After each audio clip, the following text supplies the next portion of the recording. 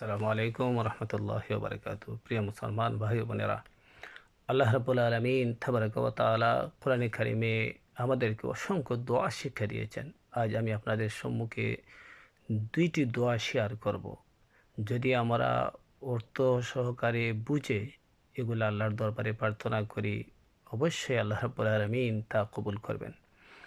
প্রথমটা হচ্ছে ربنا آتنا في الدنيا حسنة وفي الآخرة حسنة وقنا عذاب النار ربنا হে আমাদের পালন করতে আল্লাহ আতিনা ফিদ দুনিয়া হাসানা, আমাদেরকে দুনিয়ার জীবনে কল্যাণ দান করুন।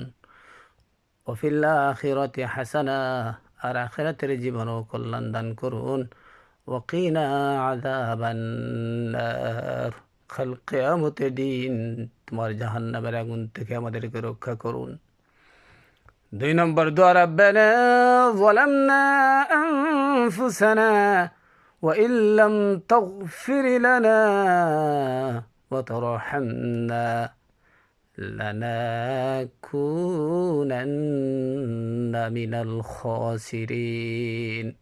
রব্বানা, ও আমার প্রতিপালক আল্লাহ, যালামনা আনফুসানা, আমরা আমাদের নিজেদের নফসের উপর জুলুম করেছি, অন্যায় করেছি।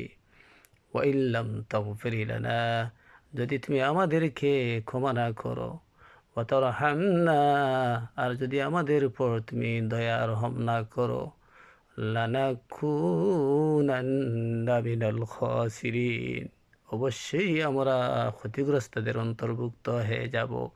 আল্লাহ রাব্বুল আলামিন তাবারাকা ওয়া তাআলা যেন আমাদেরকে এই দোয়াগুলো বুঝে বুঝে প্রার্থনা করার তৌফিক দান করুন। আমিন।